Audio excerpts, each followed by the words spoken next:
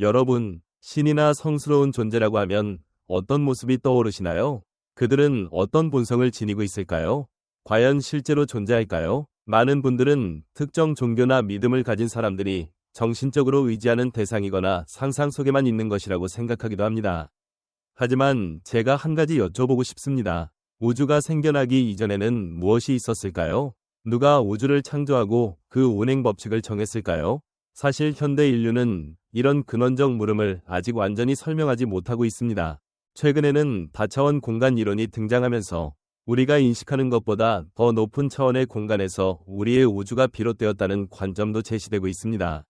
전 세계 과학자들은 우리가 살아가는 시간과 장소가 실제로는 보이지 않는 여러 차원 중 하나라고 봅니다.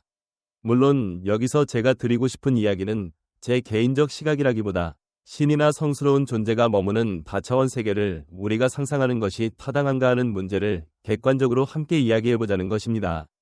수많은 종교가 생겨나면서 생겨난 한 가지 가능성은 우리의 우주가 더 높은 차원의 존재들에 의해 창조되었거나 혹은 전혀 다른 어떤 원리에 의해 만들어졌을지 모른다는 상상입니다. 오늘은 이 문제를 불교의 관점으로 살짝 들여다보고자 합니다. 지금 이 시대에는 과학이 가장 효과적이고 설득력 있는 탐구 방식으로 자리 잡고 있습니다. 그렇다면 과학이란 무엇일까요? 과학은 이 세계의 본질을 밝혀내고 그 존재를 확인하기 위한 도구입니다. 하지만 다차원 공간이나 이 세계를 완전히 이해하기에는 아직 과학으로도 설명되지 않는 부분이 많습니다. 이럴 때 철학이라는 또 다른 사유의 방식이 우리에게 깊이 있는 통찰을 줄 수 있습니다. 왜냐하면 인간의 사유는 끝이 없기 때문입니다. 철학은 사고의 예술이며 불교의 가르침은 이 다차원 세계에 대해 오랜 통찰을 담아온 하나의 철학적 체계라고도 볼 수 있습니다. 예를 들어 우리 은하를 이야기해 볼까요? 불교에서는 이를 사세계라고 부르는데 이 안에는 삼천대천 세계가 있고 그 삼천대천 세계는 20층 중 13층에 해당한다고 합니다. 작은 세계 하나, 즉 소천세계나 태양계에는 해와 달이 하나씩 존재합니다. 은하는 삼천대천 세계로 이루어져 있는데 그중 사세계는 1.000개의 대천세계로 구성되어 있다고 합니다. 하나의 대천세계는 1.000개의 중천세계를 포함하고 또 각 중천세계는 1.000개의 소천세계를 품고 있는데 이를 하나의 태양계에 비유할 수 있다고 하지요. 이것이 바로 삼천대천세계이며 대략 10억 개의 소천세계가 있다고 전해집니다. 각각의 작은 세계에는 4가지 큰 구역이 있고 그 4구역마다 지적 생명이 존재한다고 합니다. 현대과학은 아직 지구 바깥에 실제 생명이 존재하는지 확증하지 못했습니다. 현재 우리의 우주 탐사 기술로는 태양계를 제대로 벗어나지도 못했고 그 태양계조차 아직 탐사의 초기 단계에 머물러 있습니다. 반면 불교에서는 우주 도처에 지적 생명이 가득하다고 봅니다. 게다가 사세계에 속한 10억 개의 소천세계에도 다른 지적 생명이 존재한다고 설명합니다. 그렇다면 불교의 우주관에서 말하는 이 세계가 현대과학에서 말하는 시공간의 겹침이나 양자이론의 중첩과 비슷한 개념으로 해석될 수도 있지 않을까요? 다시 말해 우주의 다차원 공간이 서로 겹쳐져 있고 이 겹침 때문에 우리가 서로를 분리된 상태로 인식하는 것은 아닌가? 혹은 우리를 가로막는 어떤 우주적 장벽이 있는 것인가 하는 질문입니다. 실제로 우리는 아직 3개조차 제대로 알아내지 못했습니다. 3개란 욕계, 색계, 무색계를 말합니다. 욕계에 속한 우리를 불교에서는 유정 존재라고 부르며 이들은 모두 육도 윤회 속에서 돌고 돈다고 합니다. 또한 아직 우리는 수미산, 시내루도 찾아내지 못했습니다. 수미산은 5봉우리가 있는 신성한 산으로 높이가 84.000요자나 고대 인도의 길이 단위라고 전해지는데요. 수미산은 인도 문화권의 우주론, 그리고 불교에서도 중앙에 존재하는 산으로 묘사됩니다. 이 수미산 주변을 해와 달이 돈다고 하죠. 그렇다면 수미산은 실제 행성 같은 천체일까요? 아니면 어떤 에너지장일까요? 현대 과학으로 보면 지구와 태양계 8행성은 모두 태양을 타원 궤도로 돌고 있습니다. 그리고 상대적 움직임을 기준으로 보면 태양도 지구를 기준으로 하면 타원 궤도를 그린다고 할 수 있습니다. 반면 불교의 설명에 따르면 달은 지구 주위를 타원 궤도로 돈다고 말하기도 합니다. 그렇다면 왜 우리는 태양계의 천체들이 타원 궤도를 그린다고 알게 된 걸까요? 불교적으로 보면 수미산을 중심으로 꽃잎 4장이 펼쳐진 연꽃 형상이 있으며 4구역은 동서남북으로 나뉘어 수미산을 둘러싼다고 설명합니다.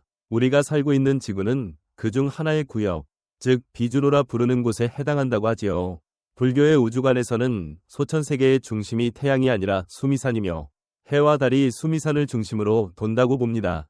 그렇게 해와 달이 수미산 주위를 원형으로 돈다면 지구에서 볼 때 그 궤도는 자연히 타원으로 보이게 된다는 설명입니다. 그렇다면 그중 지구보다 앞선 과학기술을 갖춘 존재가 있을까요?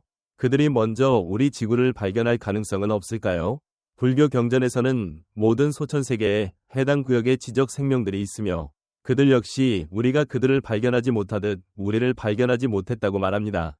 결국 불교의 시각에서는 우리는 우주에서 결코 홀로가 아니지만 우리의 기술력으로 그들을 아직 찾아내지 못했을 뿐이라는 것이지요. 불교의 우주관에 따르면 생명체는 인간이나 동물만을 뜻하지 않습니다. 우리보다 높은 차원의 존재인 천, 즉 흔히 말하는 신성한 존재들도 있고 인간보다 낮지만 동물보다 높은 아수라라 불리는 존재들, 그리고 그보다 더 낮은 악기나 지옥계 존재들도 있다고 봅니다. 이런 식으로 6도, 6세계가 윤회하며 이어지는데 대표적인 경전 중 하나인 지장경에도 언급되듯 생명이란 영혼과 육체가 결합해서 만들어지며 각 길, 도마다 지닌 특성이 다르다고 합니다. 각자 다른 시공간에 존재하기 때문에 서로 보이지 않고 이해하지 못한다는 것이죠. 다만 인간과 동물만이 같은 차원 공간에서 함께 살아갈 수 있고 천계, 아수라, 악귀, 지옥은 우리와 다른 시공간에 속해 있다는 설명입니다. 그래서 불교에서는 눈에 보이지 않는 생명과 보이는 생명을 시공간적 차이로 구분합니다. 또한 사람이 죽는다고 해서 곧바로 신이나 귀신이 되는 것이 아니라 영혼이 몸에서 빠져나와 다른 생명의 씨앗을 만나면 새로운 존재로 태어난다고 말합니다. 그렇다면 신, 귀신, 마귀 같은 호칭들은 어디서 생겨났을까요? 6도 윤회에서 비롯된 것으로 모든 것은 업, 행위, 과 그에 따른 결과로 이어진다고 설명됩니다. 공덕을 많이 쌓은 존재는 천, 인간, 아수라 쪽으로 가고 악한 일을 한 존재는 축생, 악귀, 그리고 가장 악한 경우 지옥에 떨어진다고 합니다. 불교에서는 또한 신과 귀신은 음적인 물질의 몸을 갖고 있어서 인간이 가지기 어려운 특별한 능력을 지니고 있다고 봅니다. 그들은 어느 정도 윤회의 흐름과 업보를 감지할 수 있다고 해요. 이를 차원적으로 표현하자면 4차원 존재는 과거와 미래를 어느 정도 볼 수 있으나 바꿀 수는 없다는 식이죠. 그래서 설령 착한 본성을 지니지 않았더라도 그들은 쉽게 악행을 저지르지 못합니다. 자연의 윤회 법칙을 알기에 두려움을 느끼기 때문입니다. 하지만 그렇다고 해서 그들이 물질 세계의 인간에게 아무런 영향을 주지 않는 것은 아닙니다. 인간과 동물 사이에도 긴밀한 상호작용이 있듯 3차원 존재와 4차원 이상의 존재들도 서로 영향을 주고받을 수 있습니다. 다만 3차원 세계에서는 그들을 직접 보거나 감지하기 어렵기 때문에 그 관계가 분명히 드러나지 않을 뿐입니다. 3차원 세계에 사는 우리는 우주의 윤회 이치를 감지할 능력이 부족하다 보니 보이는 것과 들리는 것에 위존하는 경향이 짙습니다. 불교에서는 바로 이런 무지 때문에 인간이 6도 중에서 가장 많은 악행을 저지른다고 말합니다. 그러나 6도 모두 인간 세계를 기반으로 돌아간다고 하지요. 쉽게 말해 인간 세계가 5 다른 길, 천, 아수라, 악귀, 지옥, 축생과 소통하는 거점 같은 역할이라는 것입니다. 그래서 인간으로 태어나는 것은 매우 귀한 기회라고 불교에서는 강조합니다. 부처님께서는 인간으로 태어나는 확률을 눈먼 거북이가 100년에 한 번씩 물 위로 떠올랐다가 우연히 떠다니는 나무에 난 구멍에 머리를 딱 맞춰 넣을 가능성에 비유하셨을 정도입니다. 오늘날 과학은 별과 은하도 생성과 소멸을 거듭한다고 보는데 불교 역시 우주와 생명의 순환을 인정합니다. 불교적으로는 이 순환을 겁, 티앱이라고 부르는데 대겁, 중겁, 소겁의 3가지가 있습니다. 한 대겁은 내중겁을 포함하고 한 중겁은 다시 20소겁을 포함합니다. 한 대겁은 한 세계의 탄생부터 소멸까지로 성주괴공의 4단계를 거친다고 합니다. 그리고 소겁 하나는 증겁과 감겁으로 나뉘는데 감겁은 인간의 평균 수명이 점점 줄어드는 시기이고 증겁은 평균 수명이 점점 늘어가는 시기입니다. 100년마다 한 살씩 줄거나 늘어난다고 보는 것이지요. 현재 우리는 정제라는 단계에 있다고 하는데 이는 전체적으로 볼 때 인간의 수명이 서서히 늘어가는 추세라는 뜻입니다. 불교에서는 사하세계에서 인간이 최대로 누릴 수 있는 평균 수명은 84,000살이고 최소는 10살이라고 전합니다. 이 수명이 10살까지 내려가면 다시 조금씩 회복되어 증겁 단계로 접어든다고 하는데요. 그렇게 보면 한 소겁은 약 1.680만 년, 한 중겁은 3억 3.200만 년, 한 대겁은 13억 2.800만 년이라는 수치로 환산할 수 있습니다. 그리고 한 대겁마다 불이 일어나는 불에 의한 파괴, 물에 의한 파괴, 바람에 의한 파괴가 번갈아 일어난다고 합니다. 사하세계는 총 64번이 큰 불멸 과정을 겪는데 그중 불에 의한 소멸이 56번, 물에 의한 소멸이 7번, 마지막으로 바람에 의한 소멸이 1번이라 전합니다. 이 모든 주기가 끝날 때까지 약 8,499억 2천만 년이 걸린다고도 하지요. 물론 13억 2,800만 년이라는 한 대겁의 기간 동안 인간과 그 위아래에 있는 6길 모두 한 번씩 나타났다 사라지기를 반복합니다. 그렇다면 인간은 어떻게 생겨난 걸까요? 불교에 따르면 인간은 신성한 존재가 만들어낸 것도 아니고 진화론이 말하는 방식대로 동물에서 진화한 것도 아닙니다. 불교에서는 대개 광음천이나 범천세계에 살던 빛의 몸을 가진 존재들이 지상으로 내려오며 인간이 됐다고 이야기합니다. 기록에 따르면 사하세계가 거의 완성되어 갈 때쯤 지상에는 달콤한 물이 솟아나 있었다고 합니다. 범천에 있던 존재들이 그 맛에 호기심을 느껴 지상을 오가며 즐기다 보니 몸이 음적 성질에서 양적 성질을 점점 많이 흡수하게 되었고 그로 인해 몸이 무거워져 더 이상 날아오르지 못하게 되었다고 합니다.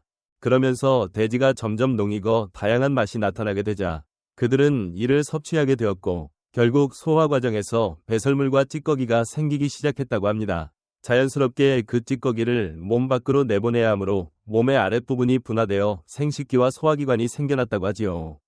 남녀의 차이가 만들어진 것도 이 과정에서 비롯되었다고 전합니다. 그리고 남녀가 서로에게 호기심을 느껴 서로 몸을 탐색하다가 육체적 결합이 이루어졌고 그로 인해 자손을 낳게 되었습니다. 이것이 인간의 기원이라고 불교는 설명합니다. 지금까지 말씀드린 건 불교 우주관이 얼마나 다채롭고 광범위한지를 간단히 살펴본 예에 불과합니다.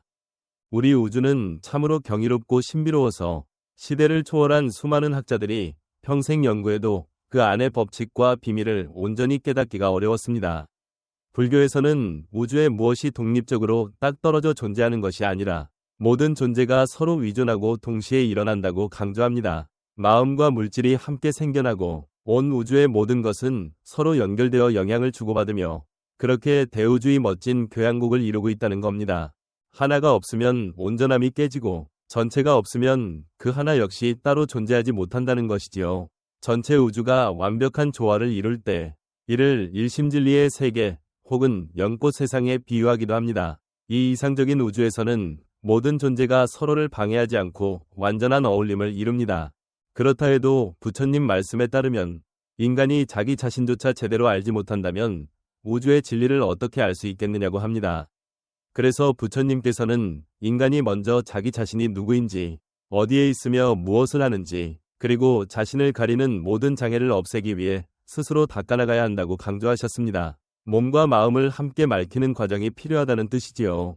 여러분, 오늘은 이렇게 불교적 시각으로 본 우주의 놀라운 이야기들을 간단히 살펴보았습니다. 당연히 저마다의 이해 수준과 관점에 따라 이건 말이 되나?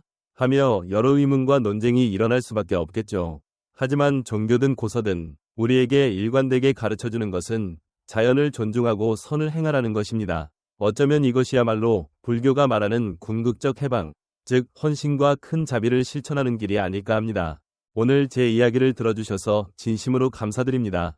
여러분께서는 어떻게 생각하시나요? 아래 댓글을 통해 여러분의 소감과 생각을 들려주시면 모두가 함께 공유할 수 있을 것 같습니다. 그리고 제 채널에 아직 구독하지 않으셨다면 알람까지 설정해 주시면 앞으로도 빠르게 새 영상을 받아보실 수 있으니 꼭 부탁드립니다. 감사합니다. 오늘 영상이 도움이 되셨다면 구독과 좋아요 부탁드립니다. 끝까지 경청해 주셔서 감사합니다.